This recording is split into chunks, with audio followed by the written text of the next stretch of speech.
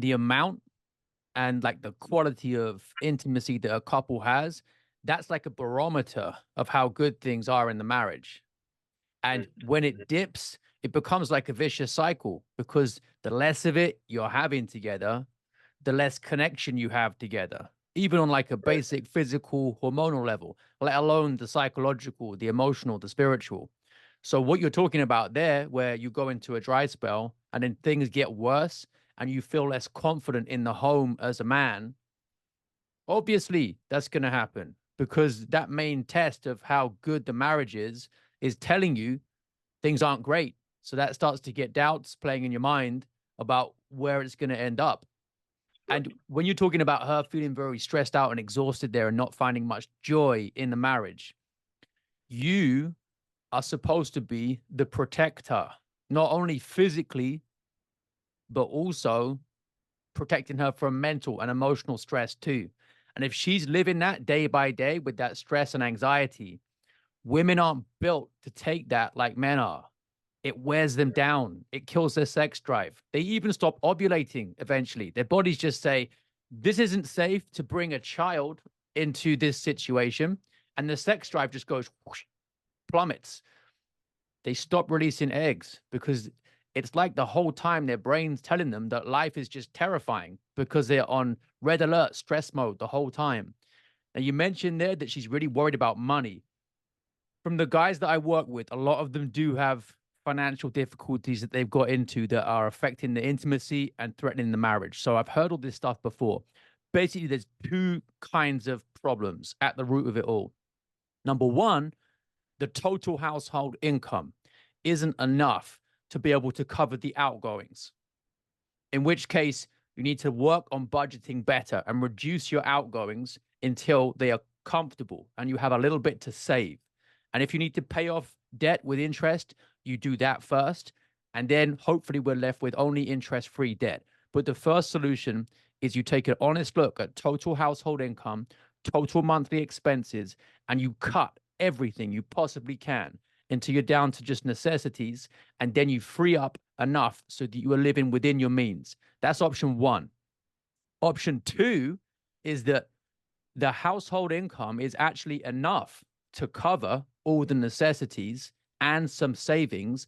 But normally, the wife, or maybe the husband and the wife, are buying stuff that's irresponsible, that they don't actually need.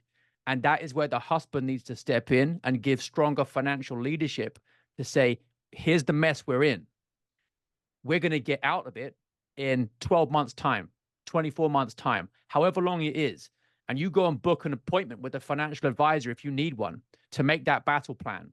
And then you go in like the general leading the army into battle, giving the marching orders and saying, here's how we get there.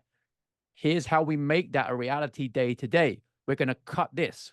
We're going to save that. We're going to automate payments whenever we get money coming in so we can't forget.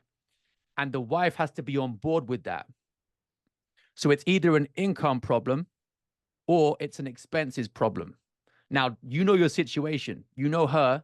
Which is it? Both. It's both. Well, no, no. I guess it is option number two, Right. and her fault and my fault. Okay. So that is good because the guys who have option number two, it's easier to fix. Like it's easier to cut your outgoings often than it is to just get a different job that pays more, right? Yeah. Okay. So if you take a stronger stance here, and that is the main thing right now that's damaging the intimacy between you, you need to learn how to lead in that area as well. Get submission from her to you as the financial leader as well. And look, man, there's no way around this because women are just more impulsive in their purchasing than men are. They live in the moment, a bit like teenage girls, and they spend money to make themselves feel good. And sometimes you just have to say, not today.